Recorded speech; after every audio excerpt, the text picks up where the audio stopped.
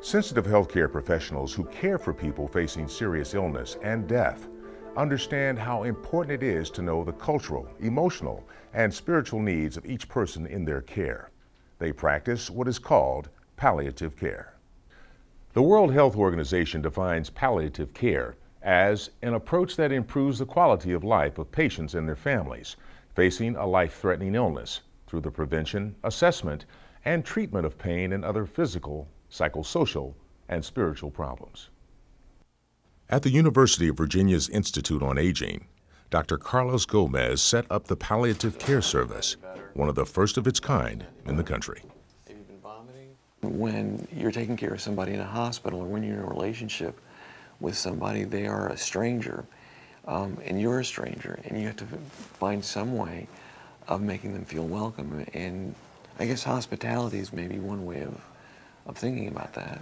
You have to have a way of caring for these people so that when you are saying goodbye, when you are saying what we're going to do is palliate, you are actually doing something good for them. In other words, I'm saying goodbye, but I'm not dismissing them. Hey, it's treatment time, huh? Ellen Fink-Samnick is a social worker at the Virginia Hospital Center. She works with people who need a ventilator to breathe. When it becomes clear that a person is not going to get better, difficult decisions are made. The first thing social workers learn in their training is patient right to self-determination.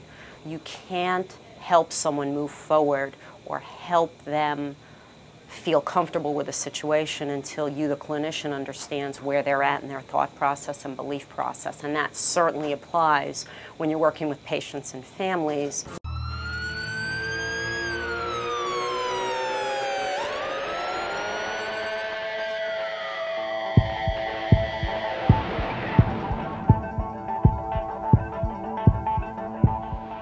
Lextris Holder-Lewis is an emergency room nurse at Howard University Hospital. In the midst of life, there's death. There's untimely birth as well as untimely death.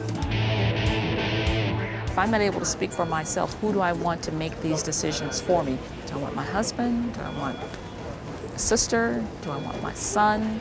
It's critical for patients to put this in writing. If you don't do this ahead of time, the healthcare team is making the decisions, and usually the healthcare team led by the attending physician.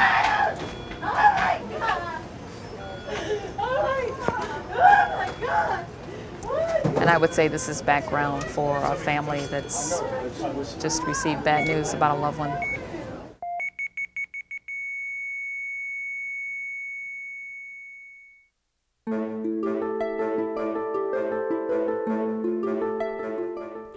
We can't avoid death, but we can take steps to ensure that when our time comes, people will know what we want and need, and that they will respect our beliefs and values. Whether we want to die at home, in a hospital, or with hospice, surrounded by a family, with a healer, or alone, you decide for yourself. Share that information with others.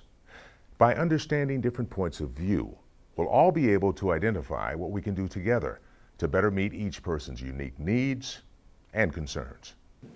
Dying is unfortunately tied to the human experience, and we will all have to go through that journey. You're not by yourself. You don't have to do it all by yourself. Share with your physician ahead of time what your cultural, religious needs are. These things are very important, and we must think about them and prepare for them properly and discuss death within the family. Death is part of life. You may not like it. It may be ugly, but you can't run away from it. You shouldn't deny it. And the sooner you begin to accept it and try and understand it, I think the easier it is for everybody. And don't treat a terminally ill person as if, you know, they're a leper.